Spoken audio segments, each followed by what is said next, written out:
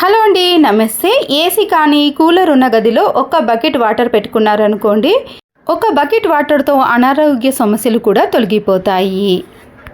గడపను ప్రతిరోజు శుభ్రం చేసేటప్పుడు ఇలా డస్టర్తో క్లీన్ చేసామనుకోండి, గడప అనేది త్వరగా పాడవకుండా మన పని కూడా చాలా సులువుగా అయిపోతుందండి.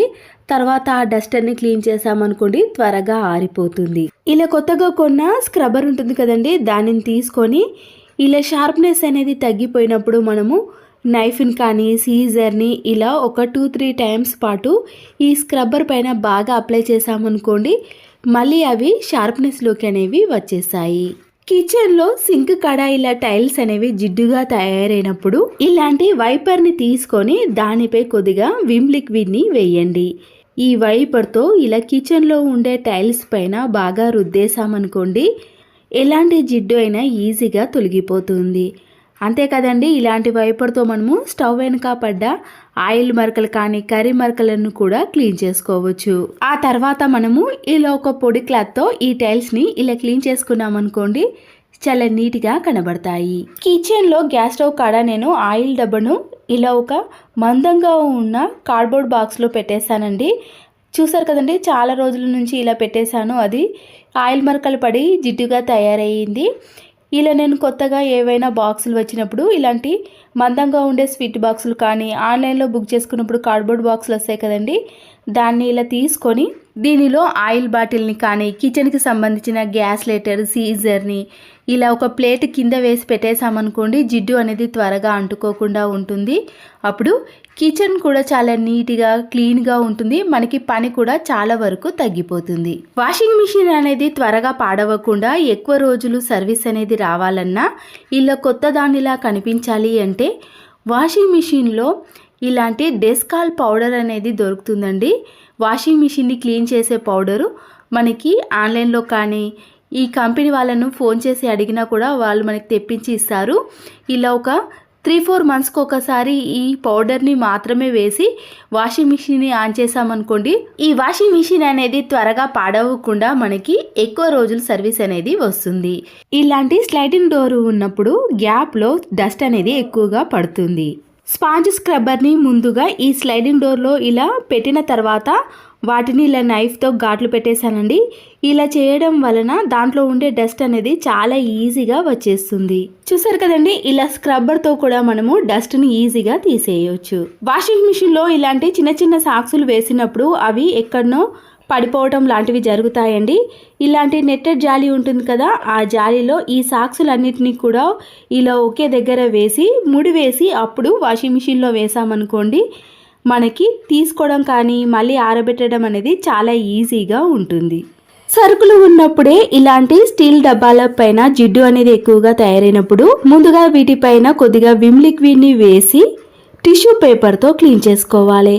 ఇలా క్లీన్ చేయడం వలన వాటిపై ఉండే జిడ్డు అనేది చాలా ఈజీగా వచ్చేస్తుంది. మళ్ళీ ఈ స్టీల్ డబ్బాలు అనేవి కొత్త వాటిలా కనిపిస్తాయి. ఆనియన్ని తీసుకొని ముందుగా దానిపై ఉండే పొట్టునంతా కూడా తీసేయాలి.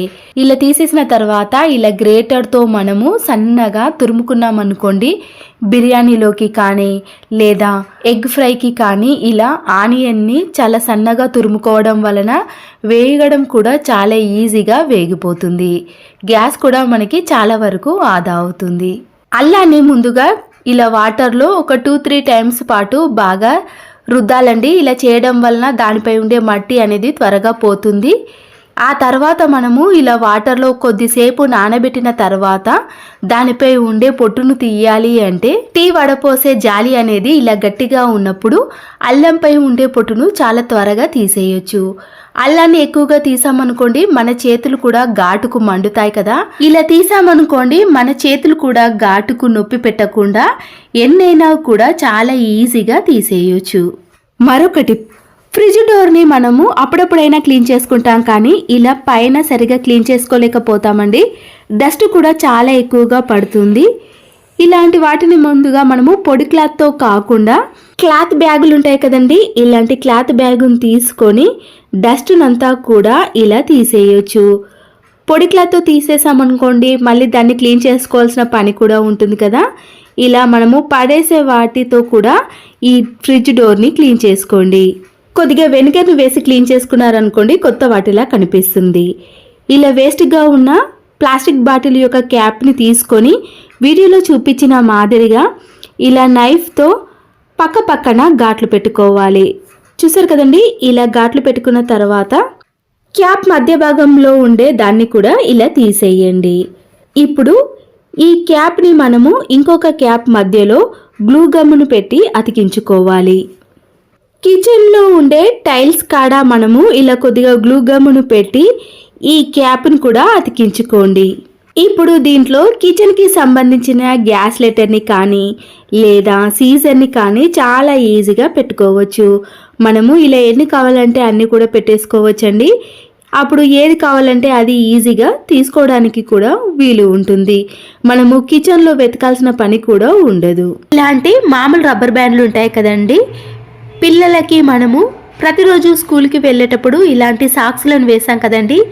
పిల్లలు పరిగెత్తినా కానీ దూకినా కానీ నడిచినప్పుడు ఈ సాక్స్లు అనేవి ఇలా లూజ్ అయిపోయి మళ్ళీ జారుతూ కిందికి వస్తాయి.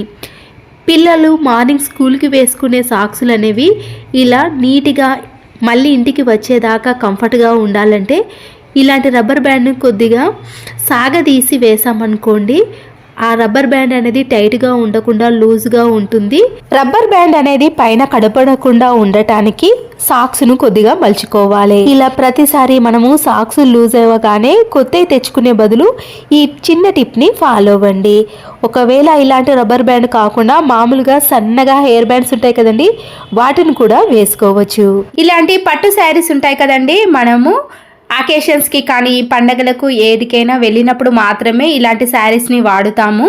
చాలా రోజులు మనము కబోర్డ్లో కానీ బీరువాలో పెట్టేసామనుకోండి, స్మెల్లో కొద్దిగా తేడా వస్తుంది కదా. ఇలా ఒక కర్పూరం బిళ్ళను స్మాష్ చేసి ఇలా పట్టు శారీస్ మధ్యలో అక్కడక్కడ ఈ పౌడర్ని చల్లేసామనుకోండి, మనము ఎన్ని రోజులు అలాగే ఉంచేసినా కానీ లేదా బీరువా తెరిచినప్పుడు మనము కబోర్డ్ తెరిచినప్పుడు మంచి సువాసన అనేది వస్తుంది. అలాంటి టైంలో మనకి ఎలాంటి పర్ఫ్యూమ్ కూడా అవసరం లేదండి, ఈ కర్పూరం వాసననే చాలా సేపు వరకు వస్తూ ఉంటుంది. చూసారు కదండి, ఇలా బీరువాలో కానీ కబోర్డ్లో కూడా మంచి సువాసన రావాలంటే ఈ టిప్ అనేది యూజ్ అవుతుంది.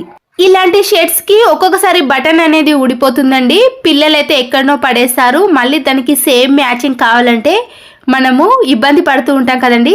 వెంటనే ఇలాంటి షర్ట్స్ అనేది యూజ్ చేస్తున్నప్పుడు కొద్దిగా డబుల్ గమ్ టేప్ని కట్ చేసేయండి. అంత ఎక్కువగా కూడా అవసరం లేదండి, కొద్దిగా బటన్ ఎంత ఉందో దానికంటే తక్కువగానే అవసరపడుతుంది.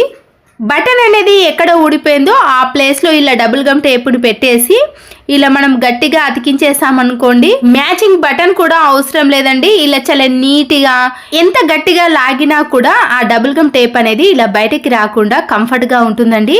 అప్పటికప్పుడు స్టిచ్చింగ్ లేకుండా లేదా బ్యాచులర్స్కి అయితే ఈ టిప్ అనేది చాలా బాగా యూజ్ అవుతుంది. తులసి కోట దగ్గర ప్రతిరోజు దీపారాధన చేసుకుంటాం కదండి, దీనివల్ల ఇలా మసి అంతా కూడా తులసి కోటకు ఉంటుంది. దీన్ని మనము అప్పుడప్పుడైనా ఇలా నీట్గా క్లీన్ చేసుకోవాలి అంటే కోల్గేట్ పేస్ట్ ఉంటుంది కదండి, కొద్దిగా పాడైపోయిన ఒక బ్రష్కి వేసేసి ఇలా మనము తులసి కోట కాడ దీపారాధన చేసుకునే ప్లేస్లో బాగా రుద్దేసేయండి.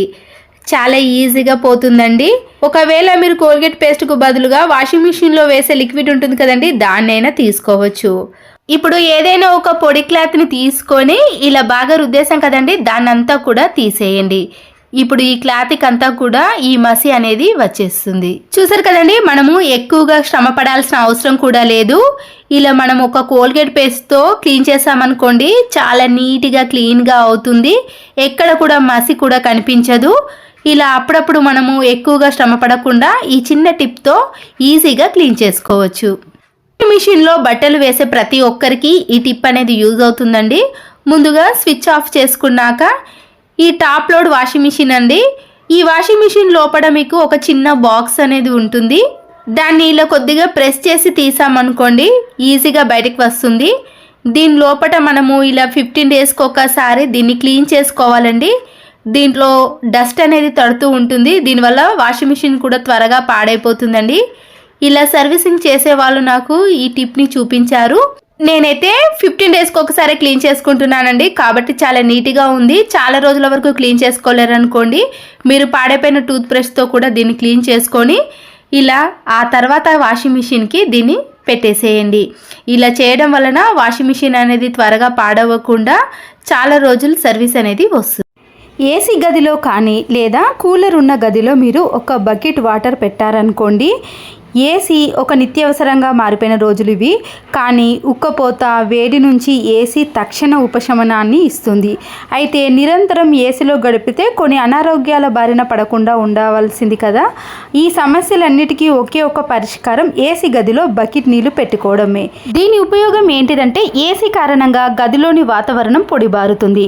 గాలిని ఏసీ చల్లబరిచే క్రమంలో తేమ శాతం కూడా తగ్గుతుంది. దీంతో ఏసీలో ఎక్కువసేపు ఉండే వారిలో చర్మం పొడిబారడం, దురదలు, పెదవులపై పగుళ్ళు, కళ్ళ దురదలు, గొంతు, ముక్కుల్లో అసౌకర్యం వంటి సమస్యలు వేధిస్తాయి. ఇక సైనస్ వంటి వ్యాధులు ఉన్నవారికి ఏసీలో నరకం తప్పదు. ఈ సమస్యలన్నిటికీ కూడా గదిలో బకెట్ నీటిని పెట్టుకోవడం ద్వారా వాతావరణం అనేది తేమగా తడిగా ఉంటుంది. దీనివల్ల అనారోగ్య సమస్యలు రాకుండా ఏసీ కానీ మనము కొద్దిసేపు వేసినప్పుడు లేదా కూలర్ వేసినప్పుడు ఆ రూమ్ అంతా చల్లబడుతుంది. ఇలా ఏసీని తర్వాత బంద్ చేసామనుకోండి, ఈ బకెట్ వాటర్ తోటే మనము గదినంతా కూడా చల్లబరుచుకోవడం జరుగుతుంది. దీనివల్ల ఎటువంటి అనారోగ్య సమస్యలు రావు. గాల్లో తేమ తగ్గడం ఆరోగ్యం పైనే కాకుండా పర్యావరణం పైన కూడా ప్రతికూల ప్రభావం చూపుతుంది. దీనివల్ల ఇంట్లో చెక్క ఫర్నిచర్లో పగుళ్ళు ఏర్పడతాయి, ఇంట్లోని మొక్కలు కూడా వడిలిపోతాయి. ఇలాంటప్పుడు గదిలో బకెట్ నీరు పెట్టుకుంటే సమస్యలు చిటికెలో పరిష్కారం అవుతాయి. అంతేకాకుండా స్టాటిక్ ఎలక్ట్రిసిటీ ముప్పు కూడా తగ్గుతుంది. దీంతో కరెంటు బిల్లు తగ్గుతుంది, మన ఆరోగ్యం కూడా ఎటువంటి ప్రభావం ఉండదు. వేసవిలో చల్లగా కూడా ఉంటుంది. ఈ చిన్న టిప్ని ఫాలో అవ్వండి. నచ్చితే తప్పకుండా ఒక లైక్ చేసి మీ ఫ్రెండ్స్కి, రిలేటివ్స్కి షేర్ చేయండి. మరో వీడియోతో మళ్ళీ కలుద్దాం.